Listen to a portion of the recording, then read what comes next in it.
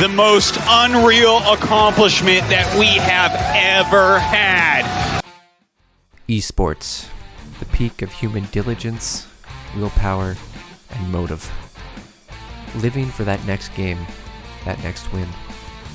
Climbing the ranks inspires you, and soon you're playing with the best. Sweat dripping, dew sipping, nothing can stop you now. Perhaps it's true. You truly have what it takes to be the best. You pour countless hours into the game, analyzing your replays, working on your mechanics, practicing countless hours, and you fucking failed. So here's a VN to make you feel better.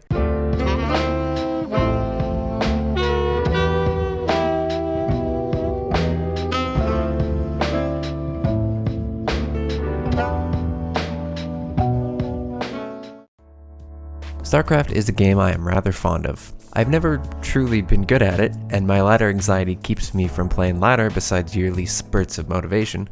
But this visual novel is not exactly for me.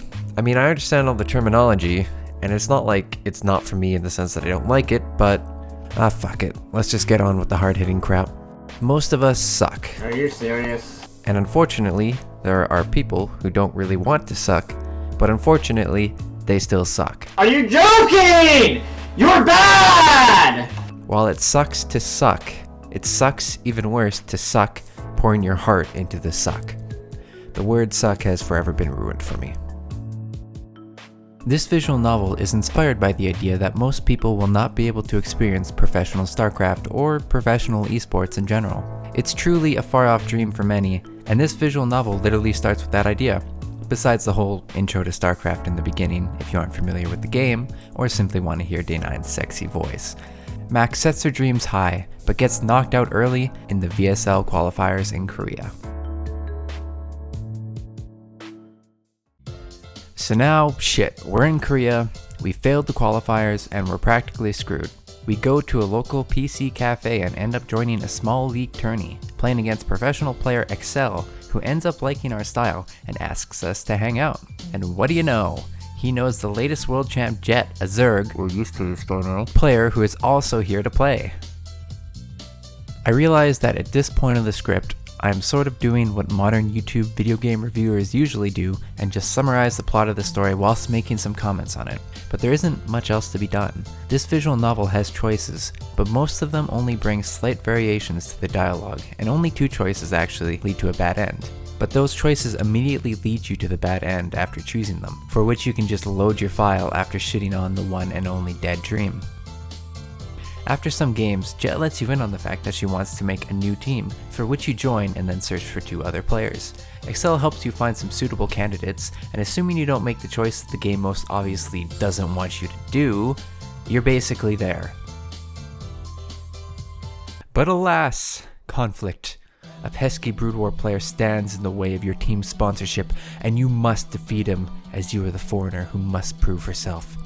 You get nervous. You practice extensively for Protoss because of course, your opponent plays the aim move race. You get frustrated. The big day is here.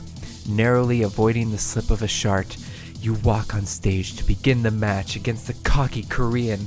Intense music. Cheese. Macro. Cheese. Templars. Cheese for the love of Artosis, please, you win! And it's the start of your esports dream. The end.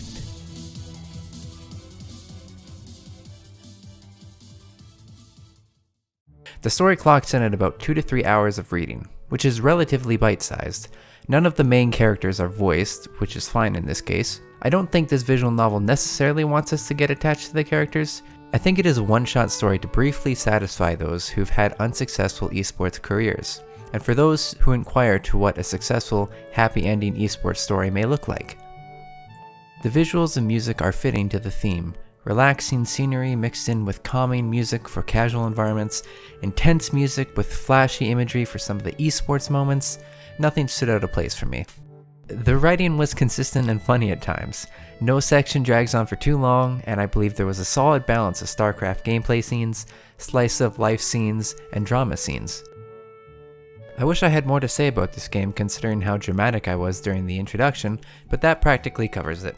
This game gets a rating of Proxy 2 racks. It's quick, to the point in its objective, and relatively satisfying, assuming you aren't on the receiving end of the proxy. So that's it for today. When I wrote this script, I was boasting how I've consistently been uploading for a whole month before I casually went on another 1 month break. Ironic, eh? Nonetheless, thanks for watching. The last episode can be found to the right of the text that says previous episode, because that's truly captivating. Like and subscribe for more videos, and feel free to comment below on why Protoss is overpowered. Game on, my friends. Game on.